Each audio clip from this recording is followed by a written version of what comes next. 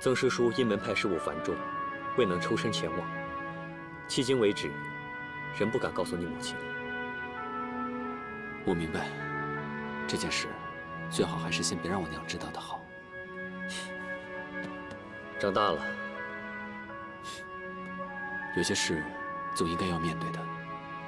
只是不知道我外公用生命所守护的于都，又该如何安排？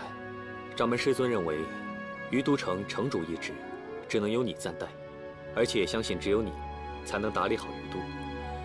日后，千万不要再放魔教进来。以往的种种祸患，皆因魔教渗透所致。好，好。只是我怕李寻那边又会心生不甘啊。这个你可以放心，青云门永远和你站在一起。但是明面上，咱们还是得有个说法。你去找老城主有没有留下什么遗嘱，或者书信之类的，咱们也好给焚香谷一个交代。行。你们青云门到底烦不烦呐？怎么就把于都当成自己的家了？他是大师兄嘛，他说的话就代表了掌门师伯的意思，我也没有什么办法。放心吧，他住不了几天的。大半夜的，又折腾人。魏爷爷生前这么多书信，我这一时半会儿哪给你找去啊？还好外公生前跟我说过，重要的东西放在这儿。唉，哟，这个是第一任城主的札记。哎，说天书的。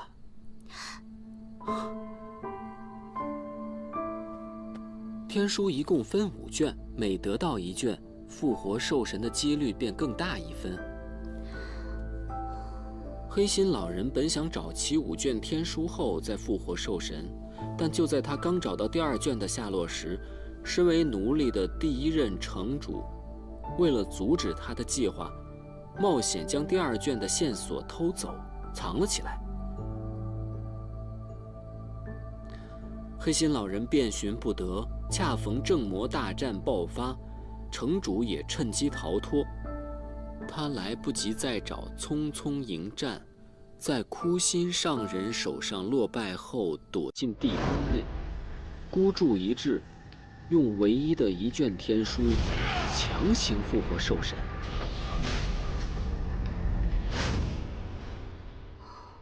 那也就是说，第2卷天书已经找到了？只有一个模糊的线索罢了。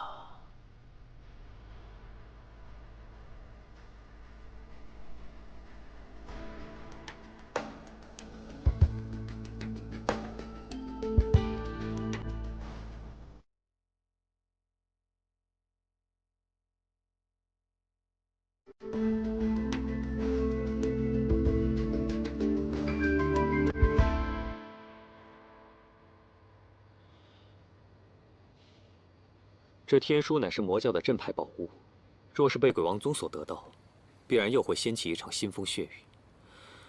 外面被有心之人得到，我觉得我们还是应该尽早销毁。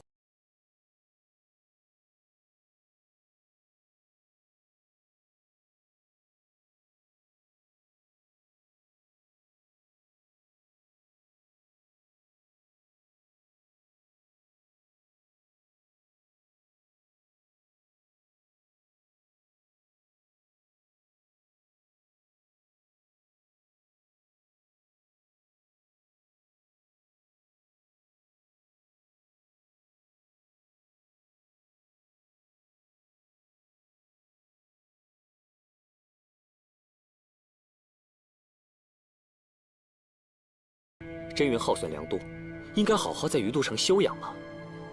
曾叔叔，你也是，身为代城主，怎么能擅离职守呢？不是，萧师兄，你别这么严肃嘛。小凡和鲸羽待在城里也没什么事儿。再说了，多一个人，多一份力量啊。不是不让你们去，而是这此事凶险万分。这天书又是众矢之的，人多了反而目标很大。可这件事情只有我们4个人知道。其他的人怎么能知道线索呀？是啊，我们也不知道万福古窟内天书在哪里，而且鬼先生也不知道带去了哪里。我们可能会查到些线索。那行，既然这样，我们就一起出发吧。由于你们俩伤势初愈，明天准备一下，我们策马出行。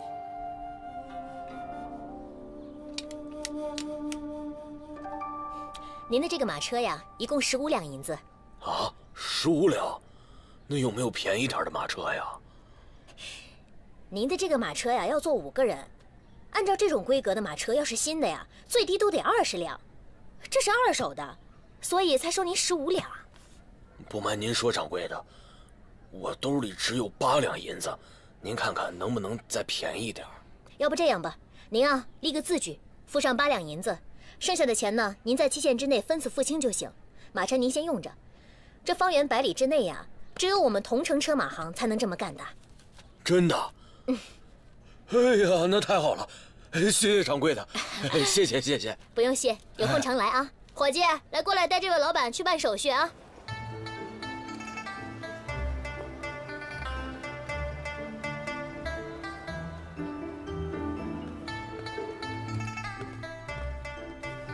少侠，您是要订马还是马车呀？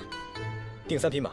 3匹马，好嘞。我们同城车马行啊，什么马都有，白马、黑马、大花马，您看您要什么马呀？这3匹马要耐力强一点，能出远门。行，没问题。其中有1匹马性子不要烈。好的，没问题，我这就带您去挑马，包您满意啊。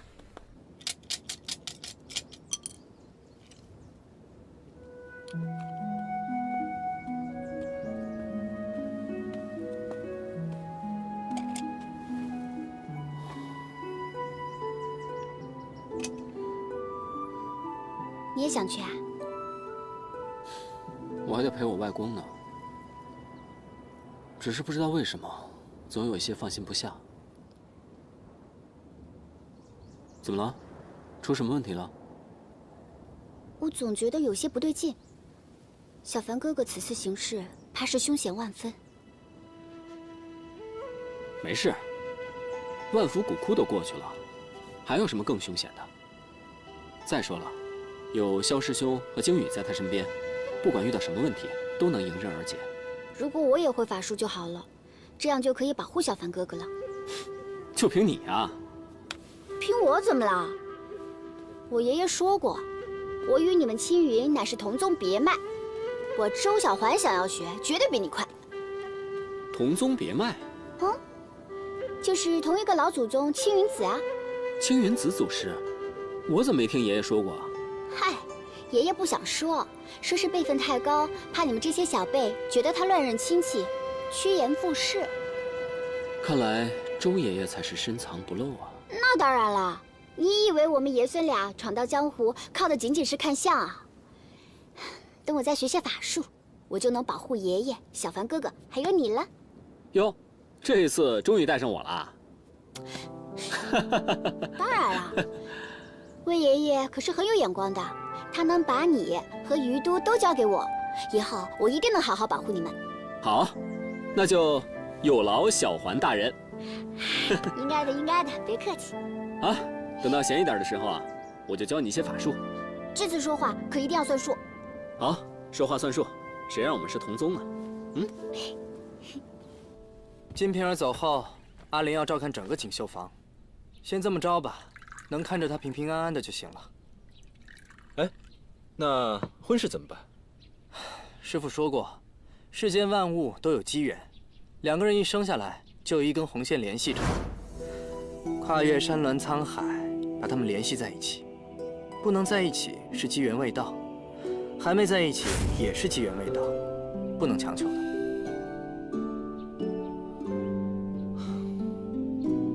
哎，现在不能结婚的可是我，你们2个在这悲春伤秋的干嘛？啊？来，喝酒。来。哎，话说你们2个总是形影不离，是不是因为当年草庙村的事啊？你知道？我听师父说起过，当年事儿毕竟太大了，又发生在青云门下，正派人士多半都知道。当年我无时不刻不想着查出真凶来，不过在剿灭炼血堂之后，却无法确定真凶就是年老大。哎，你怎么突然想起这个来了？其实有一件事啊，我一直想不明白，当年我下山之前，师父刻意叮嘱过我，要是遇到草庙村的遗孤，有一个青云弟子叫张小凡的，要我好好照顾他。我也不知道是为什么。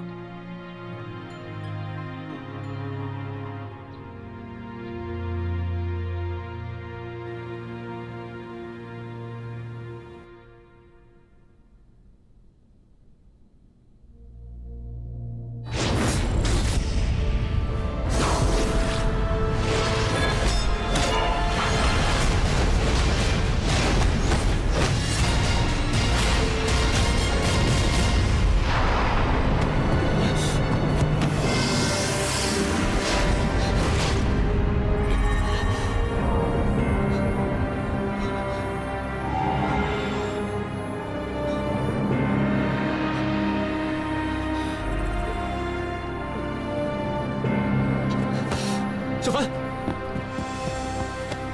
小凡，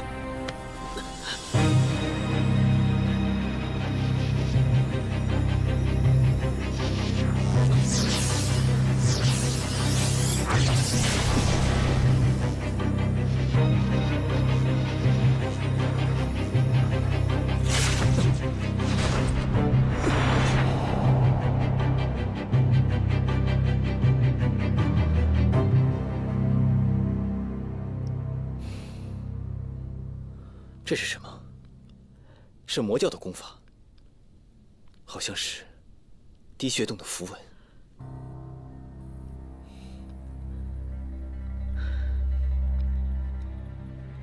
他就是天书。在跟鬼先生争夺的时候，他进入了我的身体。难怪你急着要去找另外一拳。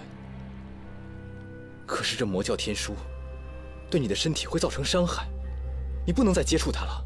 我明白，可是我一定要知道它究竟是什么。万一第二卷天书上面记载着逼他出来的方法呢？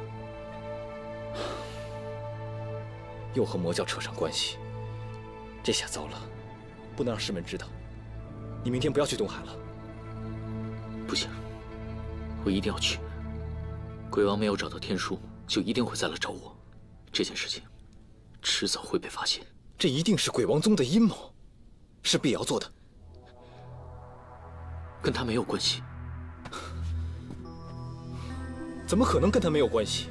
最初我们就不应该认识他，就是因为他牵扯了进来，才会让鬼先生利用了你，利用了我们。这件事情根本就不是你想的那样。事到如今，你还帮着他说话。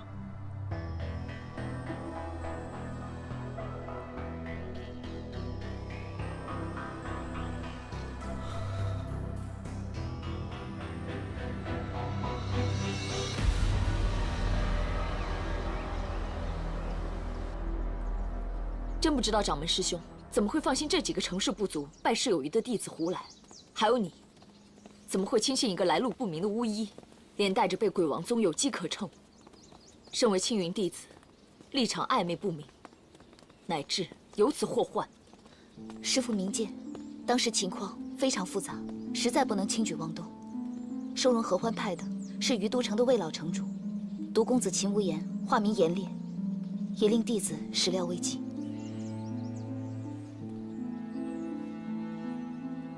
自避火天冰湖一战，齐浩曾向掌门禀报过，张小凡曾与一个神秘女子接触，此女子手中的法宝似是伤心花，而此物乃是鬼王宗的门派至宝。雪琪，你老实告诉我，张小凡是不是听信了鬼王宗妖女，方使夺取天书一事功败垂成？师父，张师弟对那妖女绝无回护之意。师父何时提到回护了？魔教中人狡诈多端，也许张小凡等人涉世未深，一时被蛊惑而不自知。如果果真如此，我须得提醒掌门立刻召回。师父，在死灵渊中，张师弟奋不顾身救下弟子性命，万福古窟崩塌前，又在滴血洞中与鬼先生进行了一场恶战。据此推测，他未曾被蛊惑。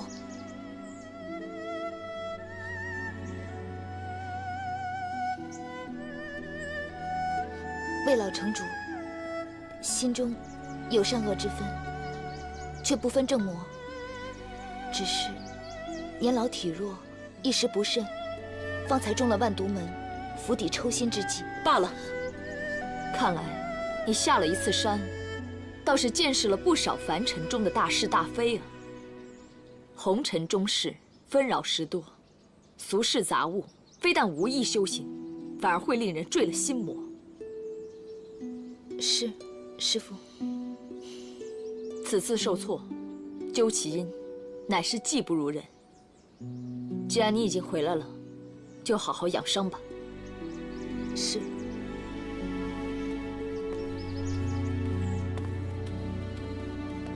师父也是担心你。我知道，是我让师父失望了。你别多心了，你仍是师父最钟爱的弟子。哎，雪琪，帮师姐个忙好吗？什么？你说小凡救了你？他救了我们所有人。小凡什么时候变得这么厉害了？早就知道小凡是个人才了。你还说，太危险了！这林金羽跟曾叔叔真是的，也不好好保护着，真让人担心。不必担心，张师弟现在正在于都养病休养，并无大碍。陆师妹，这次凶险重重，你定是出力不少，我替大主峰谢过了。宋师兄客气了，这次我的作用微乎其微。不行，这魔教盘踞，防不胜防啊！我得赶紧跟爹说说，早点把他叫回来才行。别着急嘛，师傅已经知道了，他一定会有安排的。再说了，经过这次历练，小凡啊，早就今非昔比了。雪琪，你说的那个人真的是小凡吗？你不相信？我只是觉得，好像不认识他了。他以前在山上什么都不会，这一下山，感觉好像是学了什么盖世神功一样。克敌制胜，他用的不是什么法宝，而是他的心智与勇气。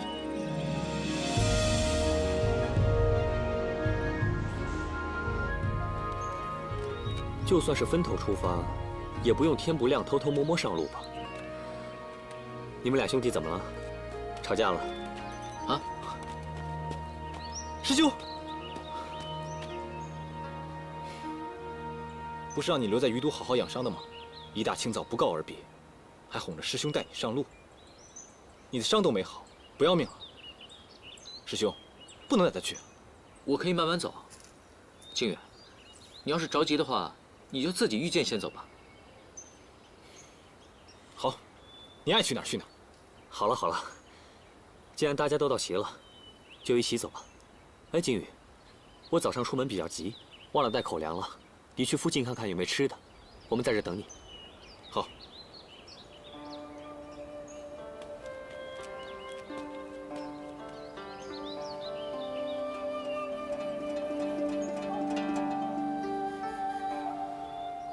内息紊乱，是不是在与魔教妖人交手时受了内伤，导致经脉气息难以理顺？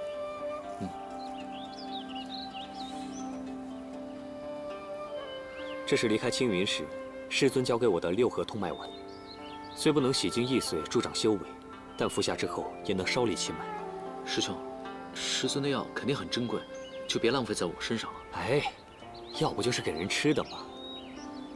看着你们长大、入门，如今都能独当一面了，你们受伤了，师兄怎么能不管呢？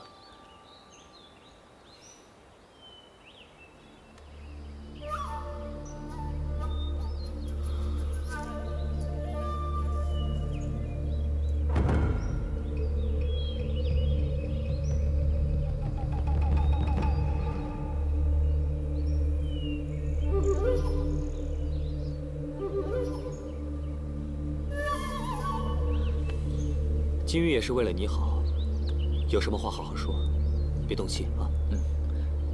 之前刚到青云门的时候，还是师兄你带着我们来到掌门面前。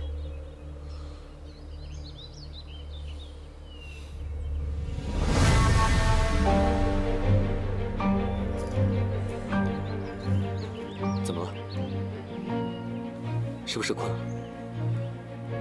这药会让人放松。来，先靠一下，待药劲化开，让药劲在身体百骸自行游走即可。多谢师兄。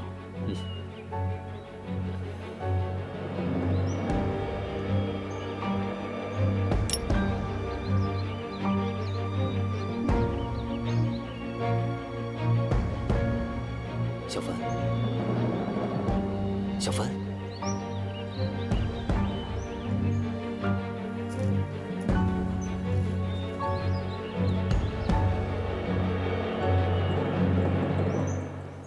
这灵尊之鳞100年一土，有辟邪之功，可用于探查并引出魔教的邪法。你一定要切记，须当谨慎使用。是。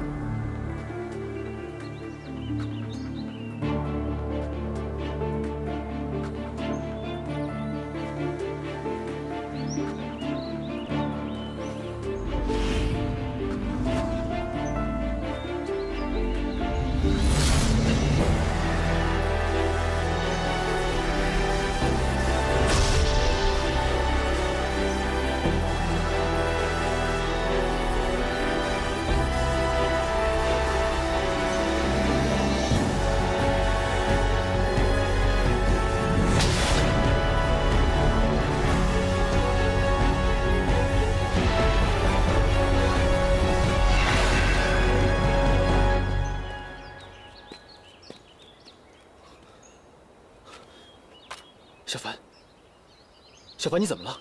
没事。我用掌门给的丹药护住了小凡的经脉，可是他经脉异常，内息紊乱，究竟怎么回事？或许是在万福古窟中了妖人的邪术。若果真如此，就麻烦了。为什么？你没接触过魔教功法，是有所不知。昔日我在炼邪堂卧底之时，发现他们的邪术不仅会影响身体，更容易侵蚀心智。眼下小凡无事，就怕未来。要不，我们暂时先不要折腾了，今晚在这里先休息一夜，明天继续赶路吧。好。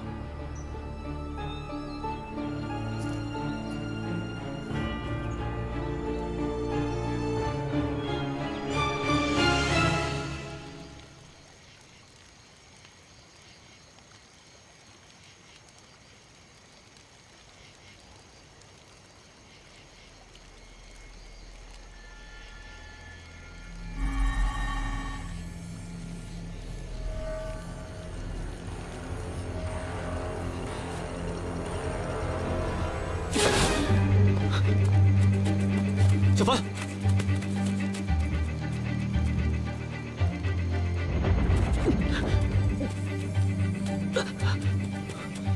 小凡，小凡，你怎么了？怎么这么严重？别管我，别管我！你给我坐好了。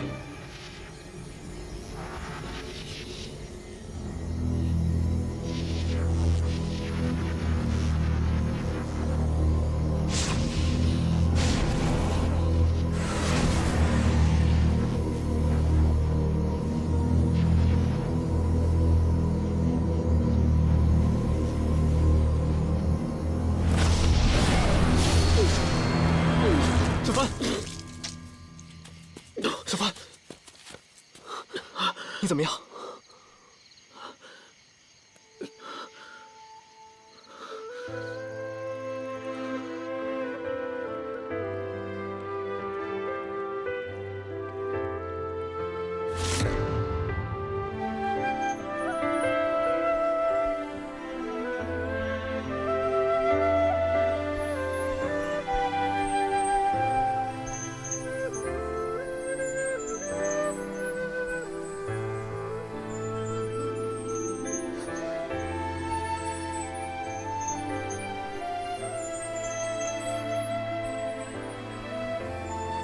金鳞清脆，是血雾。小凡，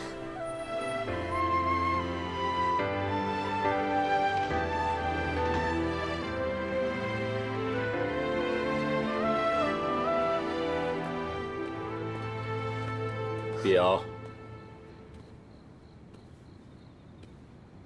这大清早的，是要上哪儿去啊？修行、散心。走了。站住！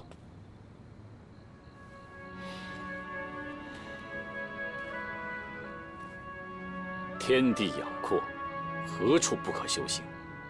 刚回来就要出门，这个家就这么不招你待见吗？我看是山下有人分了你的心神吧？不是，我就是最近有些心烦意乱，气闷。既然静不下心来，就陪爹来喝杯茶吧。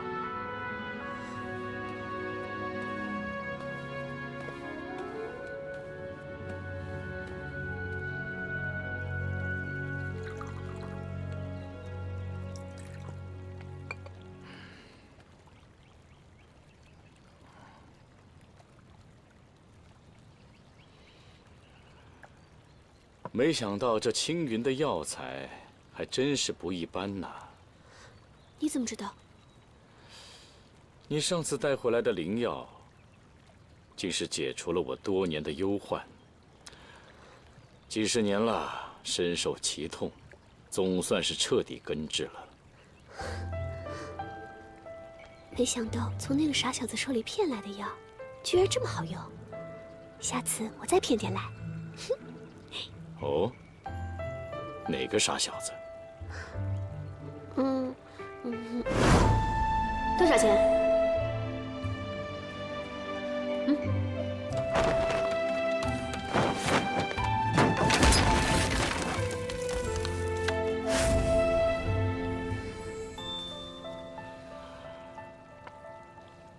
是那个名唤张小凡的青云弟子吧？鬼先生告诉你的，你可千万别派人动他。那个小子蠢得要死，又不会对咱们鬼王宗做什么。爹不但不会动他，还要找机会报答他的赠药之恩。嘿，报什么恩呢？你就是想着把人家绑到胡岐山来，骗人家呀弃明投暗。良禽择木而栖，更何况他手握噬血珠，即是黑心老人的继承者，而且他还有天书的功力。这些要是让青云知道了，哪还有他的立足之地？我这是给他指了一条明路。爹，你别……那个张小凡很固执的，他是不会来的。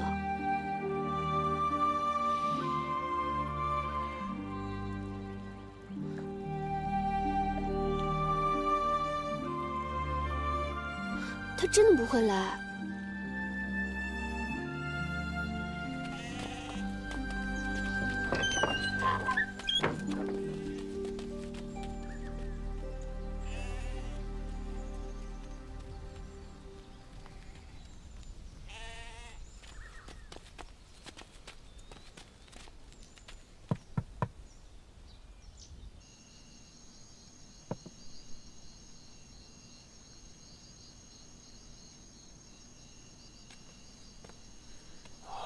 师弟病重，多谢老伯收留，打扰了。不碍事，不碍事。年轻人大概是赶路累了，好好休息。哎，老伯，可否借您家伙房用一下？我想给我师弟煎一点药。可以，可以，随我来吧。照顾好小凡。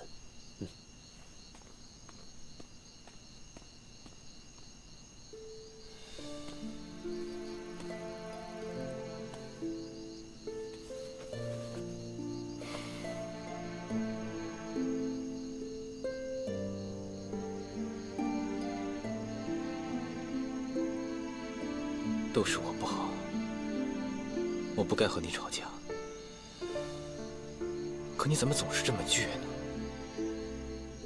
青云也好，鬼王也罢，当真有什么事情值得你连命都不要，拼死一战呢？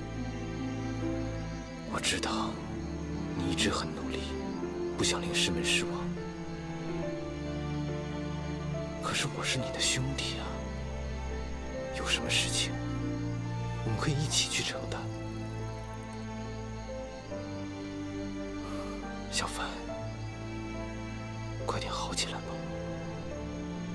我们兄弟齐心，天书的事情总会解决的。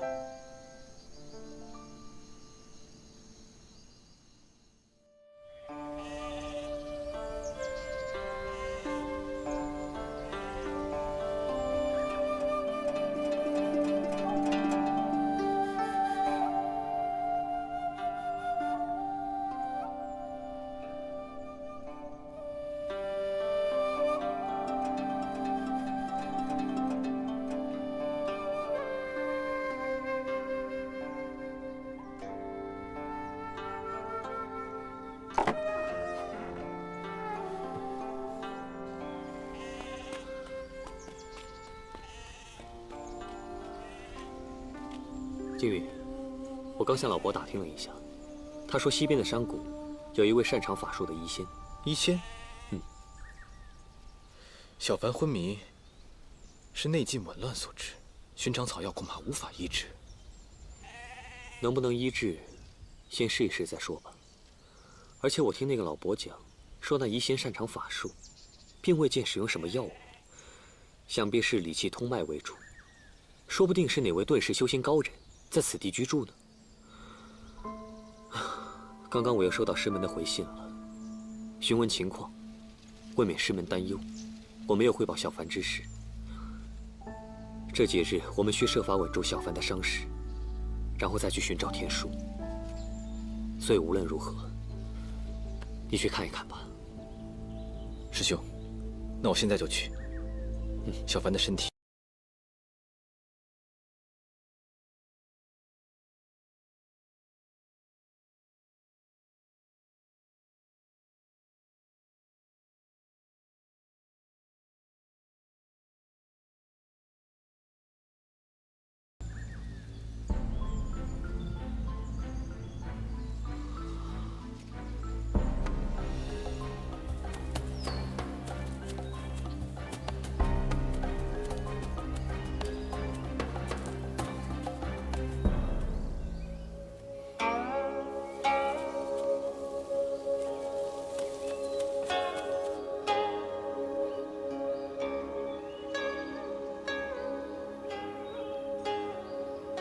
弟子林惊羽为救同门，前来恳请医仙略施药石，助生之术。冒昧打扰，迫不得已，还请医仙见谅。医仙，医活不医死，医俗不医仙，医男不医女，医邪不医正。少侠，你请回吧。医仙，请听我一言。没空跟你啰嗦。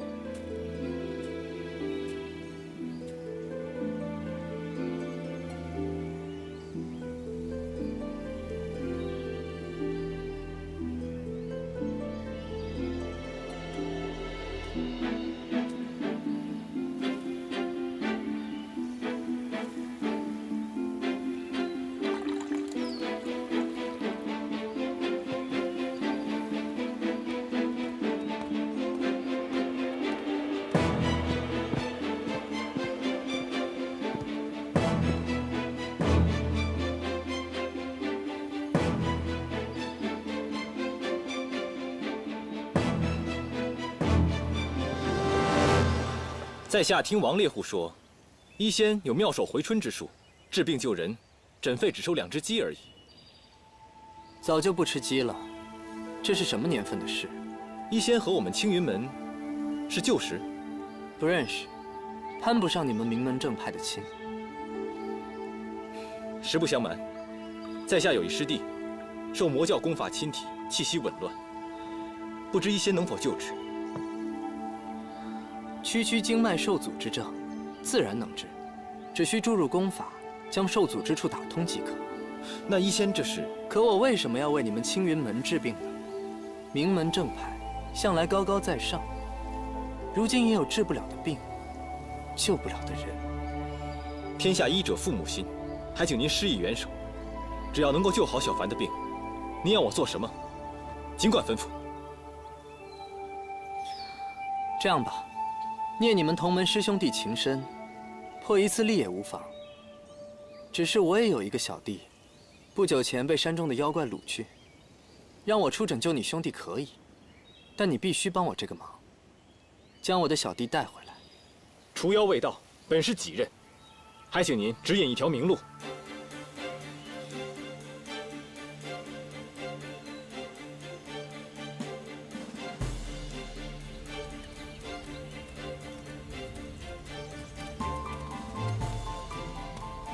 这就去吧，我就在此等候。见面后别啰嗦，直接招呼。那厮是只虎药，多言无益，反而容易中了他的魅惑之术。别忘了，一旦我将您的小弟救，我答应你的事，自然会做到。快去。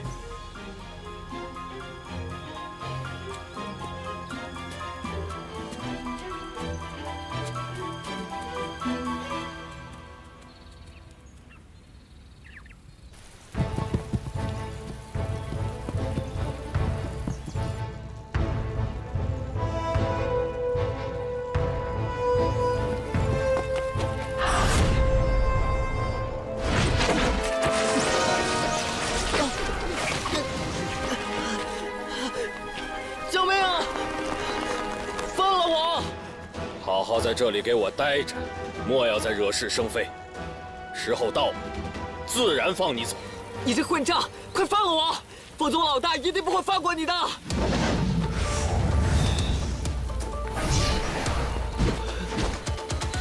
快救我！快点帮我解开！怎么了？救我！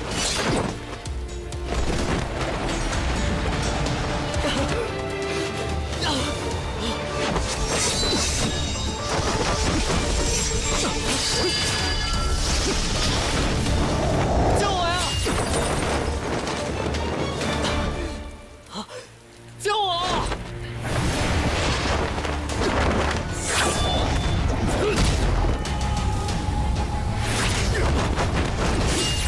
什么人？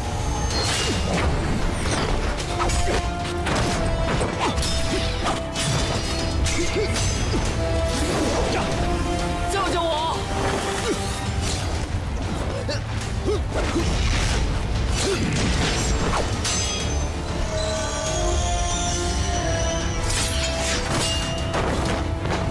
救我！哎，是你啊！快救我！快救我！快！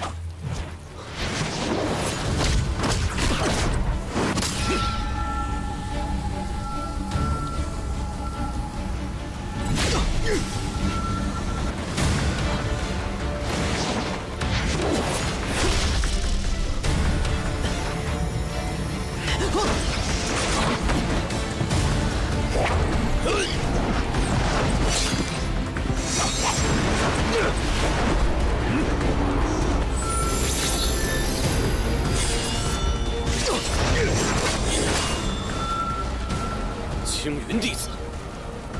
哎呀，不要看，走了。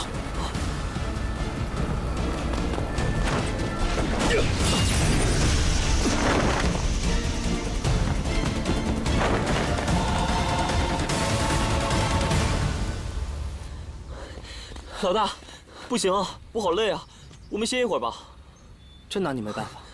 来，哪里跑？恩公，老大，就是他救我的。你名为医仙，实际上你才是妖吧？住在茅庐中明明是天一阁的前辈，你为何欺瞒于我？废话少说，你师弟的病还治不治了？算了，先跟我去治病。老大，我现在又累又饿。这样吧，时候也不早了，我先把他安顿好，明天给你师弟治病。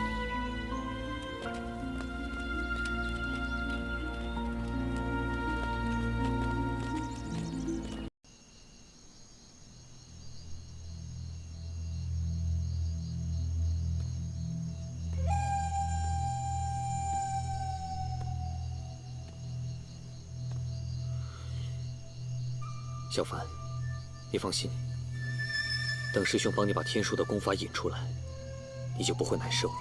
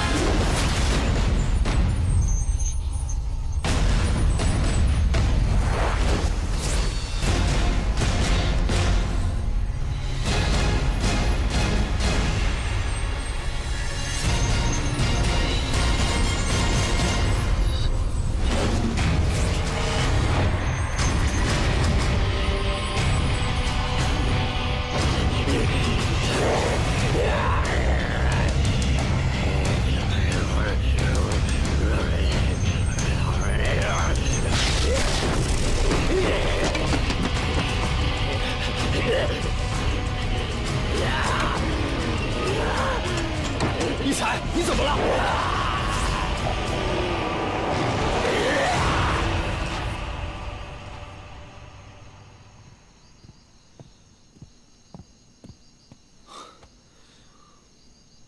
你不要着急啊，我大哥说了会救人，就一定会救人的。你们葫芦里卖的什么药啊？这下我也被你们拖下水了。你不要生气嘛，是那妖人无恶不作，在这一带兴风作浪。我看兴风作浪的是你们吧？谁说的？我们虽然是妖，可我们从不害人。果然被我猜对了，你大哥也是妖。是啊，我全家都是妖，不过我跟我大哥吃素的。怎么了？没什么。你怎么会惹上天鹰阁的人，而且辈分还这么高？这事儿就说来话长了。我们本来在空幽竹林里面行医为生，换点米吃，没想到那妖人前不久也来了翡翠谷，居然也摆摊子看展，给山里百姓看病，简直是天理不容。有什么不妥？你们看你们的，他们看他们的，悬壶济世，哪里天理不容了？可他抢了我们的生意啊！抢了生意，我们就没饭吃，没饭吃我们就得饿死，怎么不是天理不容？你们不是修炼内丹，吸收天地灵气，还吃什么饭呢？人是铁，饭是钢，一顿不吃饿得慌。内丹要修，饭也要吃啊！难道你们修仙就不吃饭了？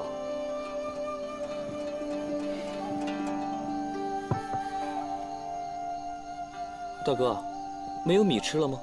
没了，明天看点病赚点钱，再去买喽。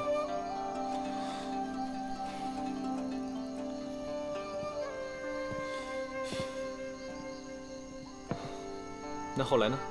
后来我就找他理论，请他换个地方行医，谁知道他把我绑了起来，幸好被恩国你打跑了，现在他应该吃到教训了。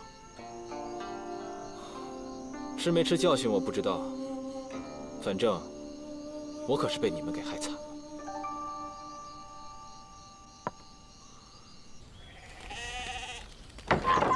师兄，人找到了。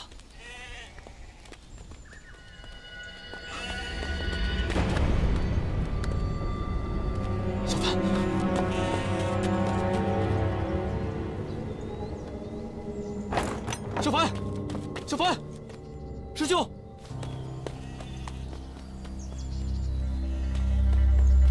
小凡跟师兄不见了。此地未有打斗的痕迹，想必性命无忧。你师弟应该是被什么人带走，猎户看见了，所以惨遭灭口。你师兄去追，应当都还活着。当年我在炼血堂卧底之时，发现他们的邪术不仅会影响身体，更容易侵蚀心智。现在下结论还言之过早，咱们这就分头去追，他们应该还没走远。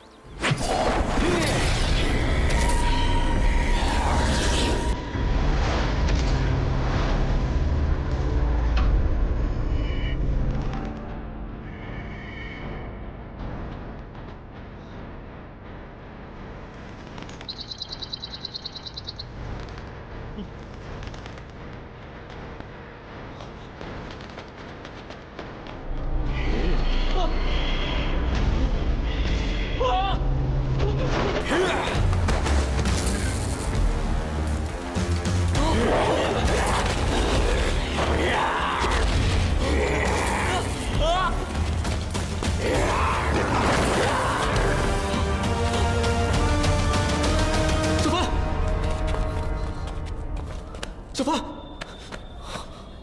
小凡，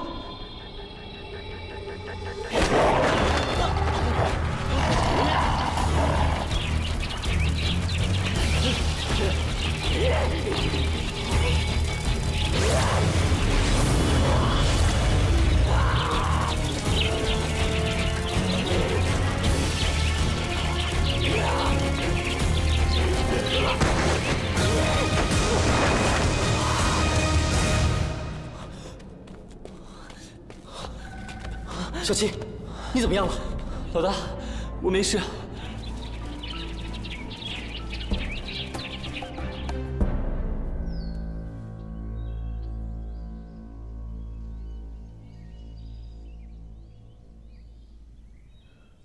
脉象错乱，犹如江海翻腾。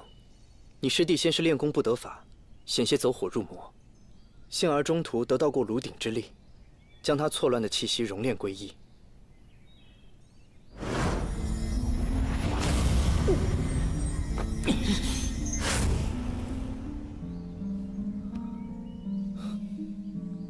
旧伤未愈，又添新伤。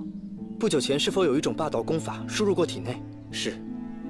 在此之外，更是服用了发功的药物，导致你内气冲突，难以控制，濒临走火入魔的边缘。一仙，那现在该如何是好？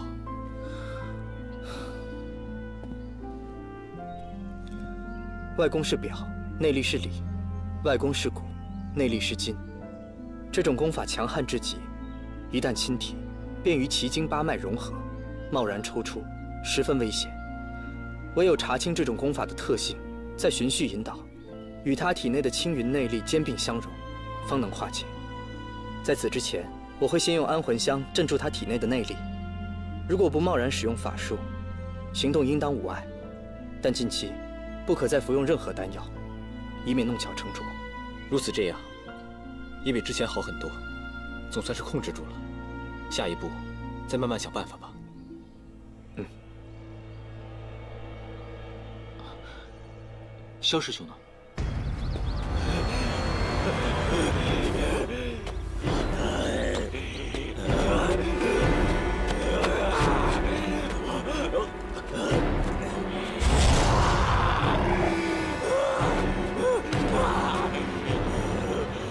怎么回事？若不是月圆之夜，怎么就在这里受化？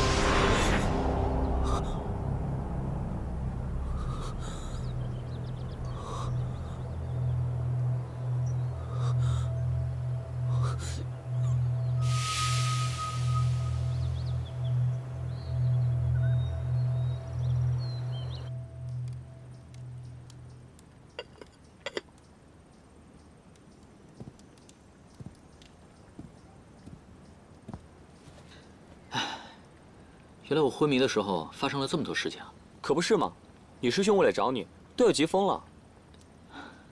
小七，谢谢你和你大哥救了我的命。哎，不谢了，恩公救了我的性命，你是恩公的师弟，也是我的恩公，都是应该的。不过，你要想谢我的话更好。怎么谢你？你想让我做什么？只要我能做到的都可以。你有带米吗？我现在快饿得不行了。我好像没有带米。啊？不过，我可以给你做好吃的。我看外头是一片竹林，有竹笋和草菇吗？啊？在青云的时候啊，都是我做饭给他们吃，而且用的都是老母鸡熬的高汤。鸡？你还可以喝鸡汤，不过不要在我面前喝就好。小七，你是妖？现在才看出来啊！我是狐妖，不过我跟我大哥一起吃素的，都不吃鸡了。这么说，你大哥也是狐妖？是啊，我大哥有6条尾巴，修炼了1000年呢。不过我以前是个普通的小野狐，我娘被人做成了皮袄，我哥又被人做成了狐帽，我弟弟是一个玩具，所以大哥收留了我，带我一起修炼。你大哥待你一定很好。是啊，我大哥在我这么小的时候就收养我。以前在小石镇的时候，大哥大嫂总吵架，大哥都是向着我的。你的家住在小池镇？但是，哎，靖宇大哥，好点了吗？不是让你先歇着吗？怎么又在这里忙里忙外的？没事了。萧师兄呢？找不着萧师兄，但他修为不错。但之前他一个人在炼血堂做卧底，想必也不会出什么大事吧？说不定过会儿就找来了，放心吧。哦，对了，在我离开猎户家之后，你醒过吗？你记不记得你是被什么东西带走的？我一直在昏睡当中，恍惚里，我好像看见一个很大的怪物，可是我没有看见萧师兄。会不会他也碰到那个怪物，受了伤呢？那就是小七看见的怪物。是啊，那家伙有这么大，还有獠牙。快吃完熬药去。哦。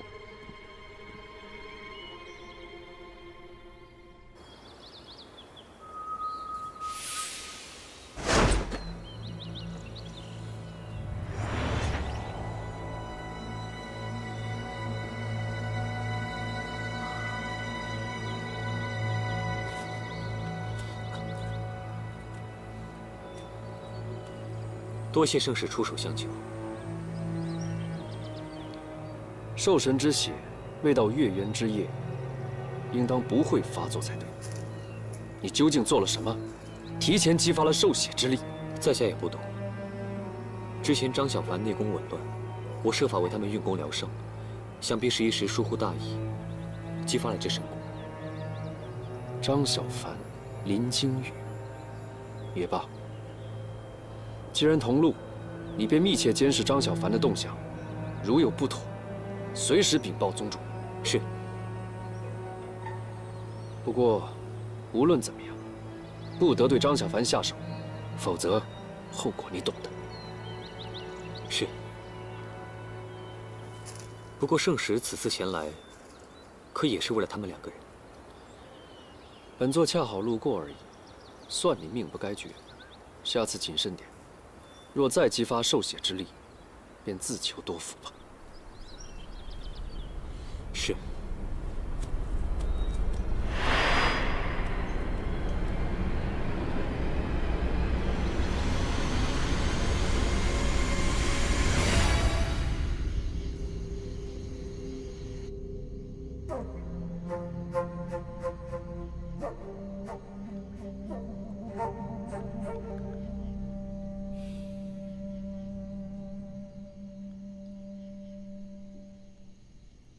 靖宇，你睡了吗？怎么，不舒服吗？不是，我是突然想起那个兽人，他为什么会出现在这里？难道是同一只吗？连你也判断不了，我就更不知道了。我猜，会不会是魔教豢养的怪物？可他为什么要去抓你呢？做什么呢？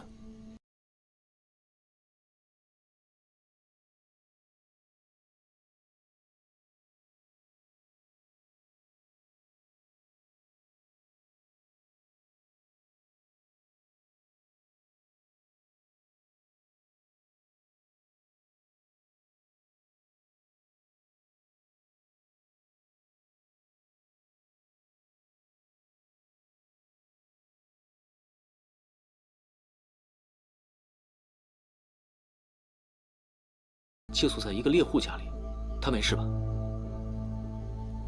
哦，没事，他很好。你呀，不要胡思乱想了。我担心那个兽人劫走我的时候，萧师兄被打伤了。萧师兄是掌门真人的弟子，通天峰的首徒，自保能力是有的。想必他可能是追丢了。现在还在找你吧？我当初就应该听你的，就不应该跟着来。我现在改变主意了，把你留在余都，交给叔叔我更不放心。起初看你没什么大碍，吃了萧师兄的药以后，反而内劲不受控制了。早知道就不应该吃那个药。没事，师兄也不是故意的，别责怪他了。医仙说，你曾经练功走火入魔，以仗炉鼎之力化解。炉鼎，是不是九仪鼎？那么你之前练习了什么功法？难不成除了青云功法之外，你还练习了别的？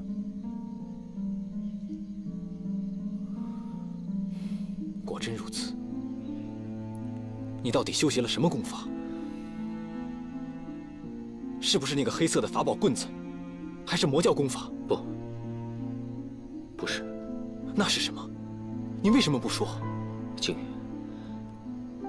我答应了那个人，谁都不能说。连我都不能说。静宇，你要是当我是兄弟的话，就应该相信我，我绝对没有修习任何魔教的法术。随你吧，反正此间事了，要是掌门查问起来，你也告诉他，什么都不能说吗？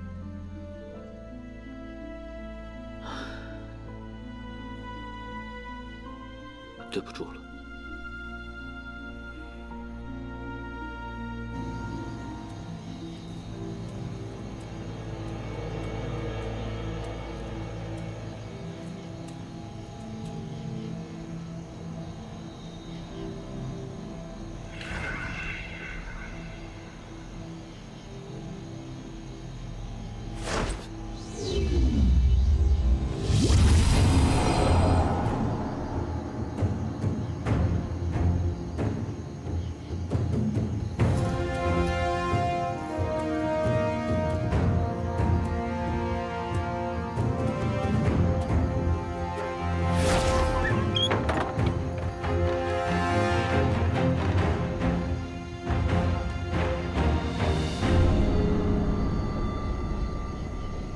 什么人？我是什么人不打紧，不过是替一个老朋友来说一句话，请你到胡岐山做客，一尽宾主之欢。阁下是鬼王宗派来的，回去告诉你们宗主，六位隐姓埋名，不涉江湖，从今以后无论任何事，都与我毫无干系。抱歉。不涉江湖，那么焚香谷玄火潭下被镇压着的九尾天狐，也与你没关系吗？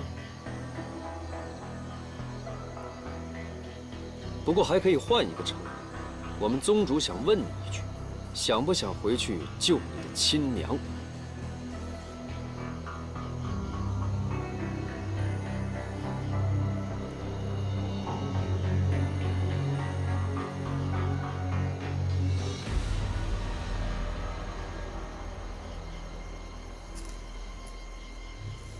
命数使然，强求无益，贸然前往也是徒劳无功。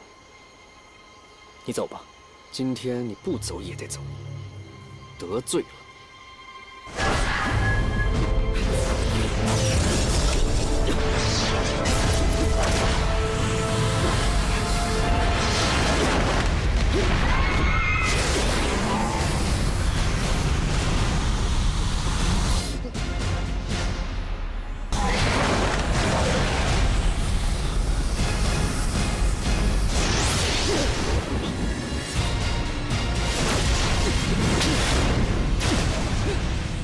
什么人？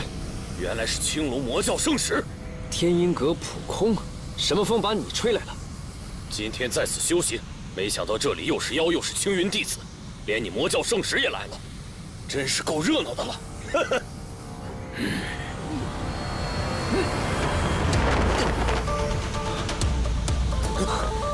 大哥，你没事吧？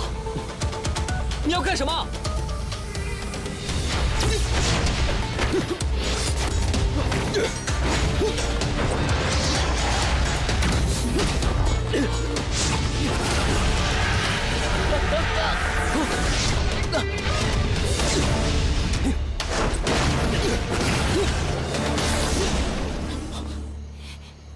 小七，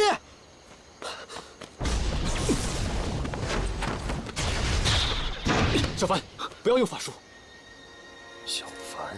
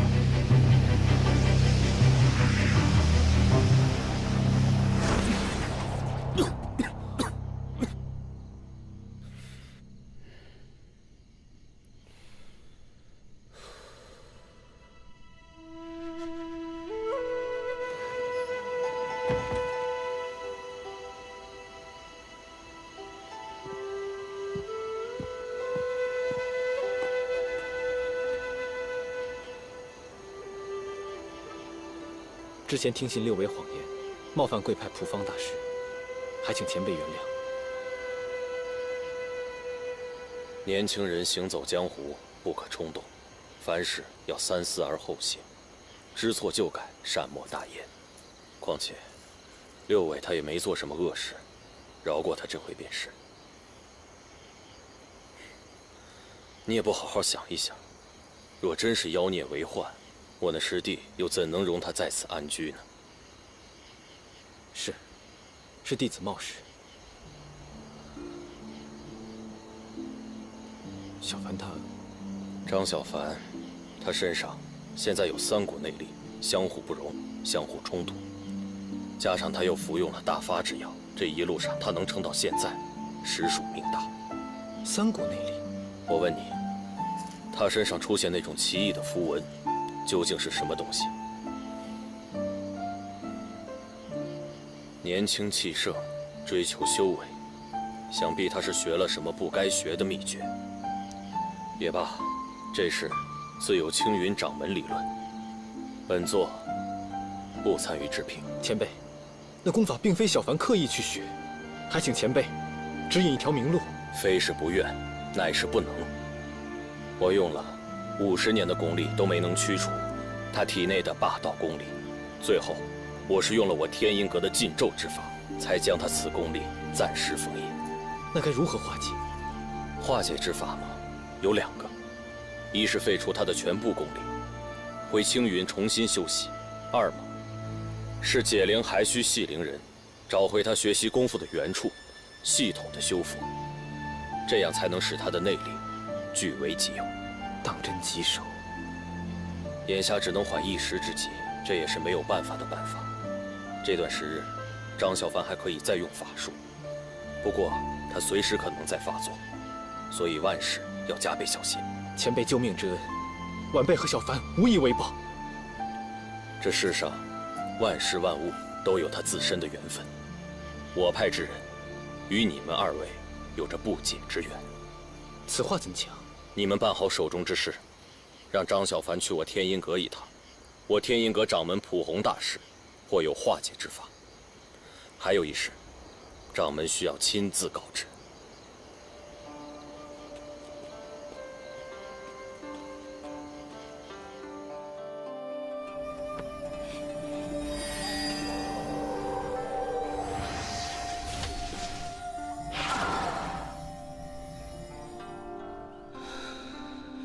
好点了吗？治标不治本，得尽快找到第2卷天书啊！叫我去天音阁，会是什么事？之前也听阿相提起过。小凡，你到底和天音阁有什么牵扯？当年我下山之前，师父特意叮嘱过我，要是遇到草庙村遗孤，有一个青云弟子叫张小凡的，要我好好照顾。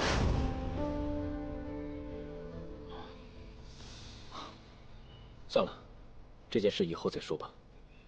我们先找到师兄，尽快找到第2卷天书。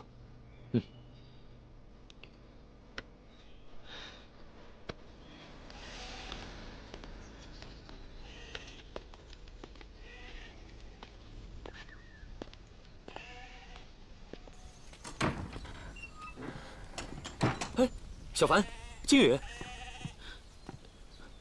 肖师兄，你没事吧？我没事啊。小凡，你怎么样？伤好点没有？哦，好多了。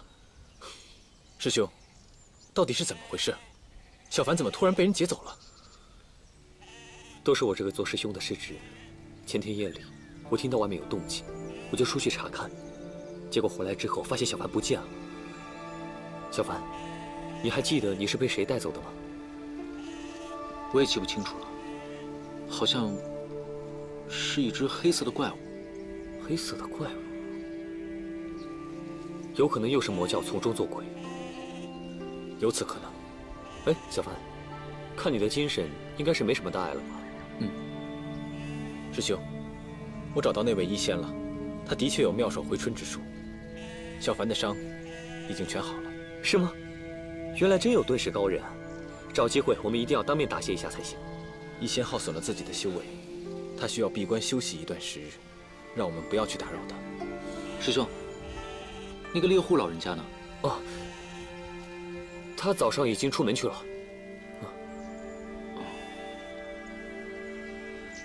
打扰了老人家，还没当面谢过呢。没事，我已经替我们谢过了。我们还是赶路要紧。那得去跟师门禀报一下吧。我今天上午已经回禀师门了，相信师尊已经快派人过来了。我们还是赶路要紧，找到天书才是最重要的。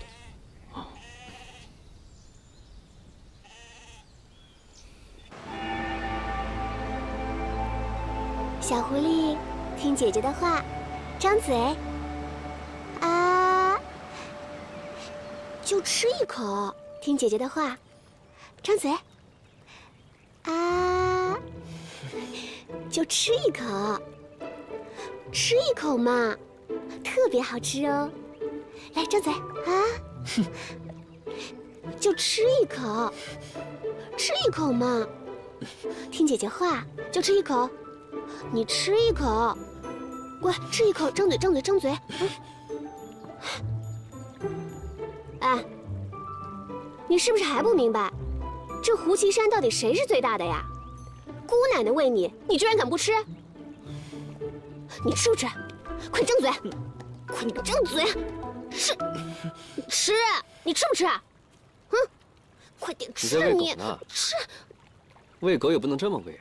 要你管啊！给我吃，你吃不吃？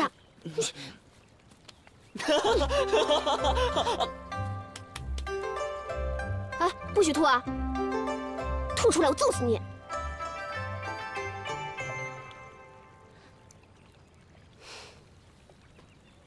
怎么样，好吃吧？我说的没错吧？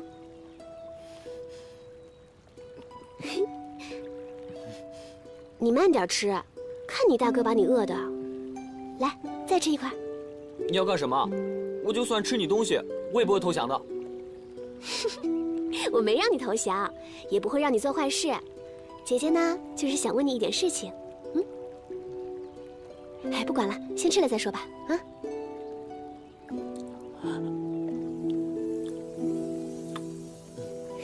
慢点儿，别噎着。要不要再吃一个啊？但你小弟来此，只是想找你聊聊。如有得罪之处，还望海涵。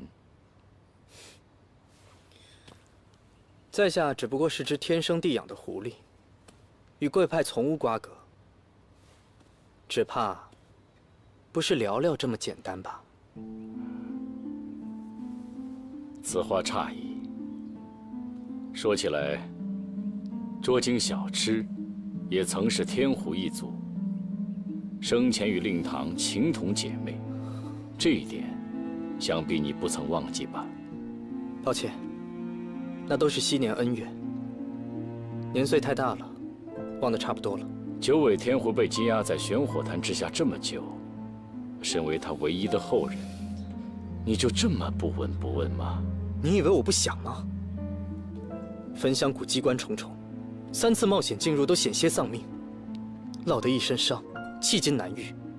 再贸然进入，不过是枉自送了性命。我娘自己说的，不让我再进去。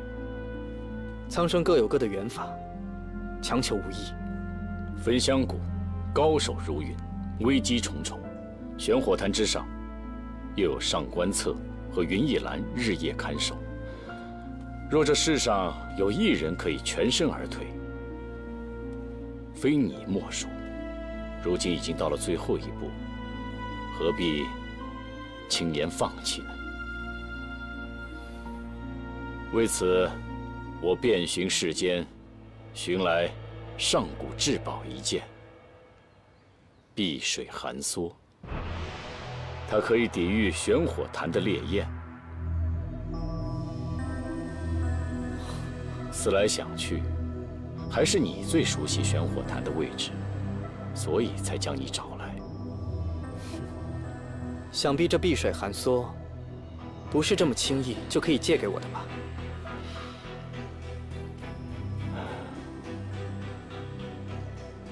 当然是无条件给你使用，只是进入玄火潭救出令堂之后，我希望你顺便帮我取回一件镇在潭上的宝物。你想要玄火剑？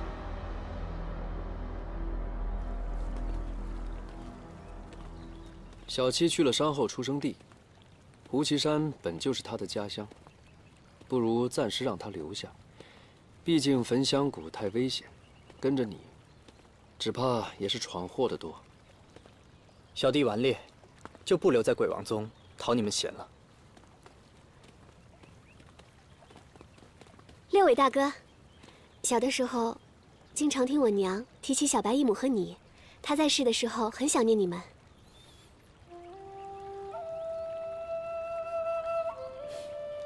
我也知道你，碧瑶吧？听小七说你救了小凡的事，谢谢你啊。你爹是鬼王，你为什么会对一个青云弟子如此关心？因为我欠他人情啊。如果他死了，我找谁还去啊？那你可得抓紧时间了。什么意思啊？他的功法紊乱，难以调节。若他妄动内息，再受外力的激发，保不准哪天就经脉寸断，性命难保了。想叙旧的话，要不多待几天？告辞了。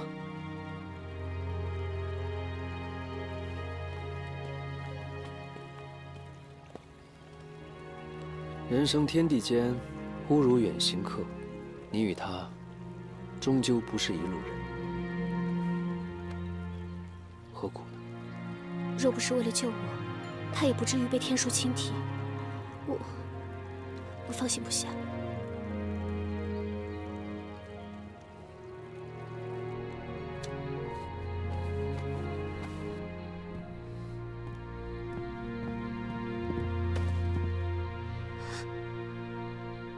爹，真是女大不中留啊！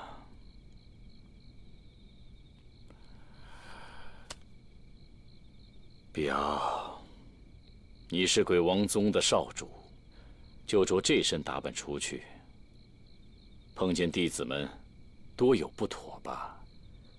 爹，你要是同意我下山，我用得着穿成这样吗？那你的意思是怪爹拦着你去见心上人喽？心上人？什么心上人呀？爹，您是不是大半夜睡糊涂了？好，好，好，是心中牵挂难以放下之人。爹这回没说错吧？是不是青龙大哥跟您说的？我早就提醒过你，带张小凡来鬼王宗。否则，以他青云弟子的功力，是难以驾驭天书之力的。果不其然，爹，我跟您说过了，他不会来的，您就别再为难他了。不想为难他，就是在为难爹。你应该知道，寻找天书关乎我们复兴大业。在这件事上，由不得你说了算。爹，我明白，可他是救我的人，我既不能做到不闻不问，也做不到恩将仇报。我必须要去看一眼，确认他没事，哪怕只是远远的看一眼。就是远远的看一眼吗？对呀，看看能不能帮他疗疗伤，顺便帮爹说服一下。如果能把他带回来，那不就皆大欢喜吗？你当真是这么想的？爹，你要相信我。爹已经派青龙和你右翼前往东海，去寻找第2卷天书的下落。既然你执意要去找那小子，爹岂有知恩不报之理？爹送你去吧。爹，你是说让我去找天书，包括张小凡身上那一卷？表，你也不想让张小凡为难，但你是鬼王宗的少主，去找这个青云弟子，难免会面临敌对两难之境。去还是不去，爹不勉强你，你自己决定。爹，我已经决定好了，我去。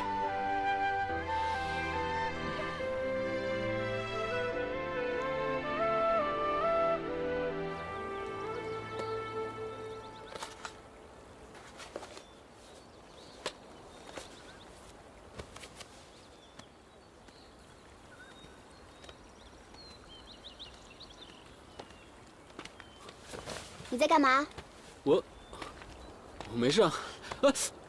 亏你还是青云弟子，还总是吹牛自己是个天才。就落水的工匠怎么不用法术？堂堂城主，弄得这么狼狈。哎，情况太危急了，我也没有想到嘛，把人救出来就不错了。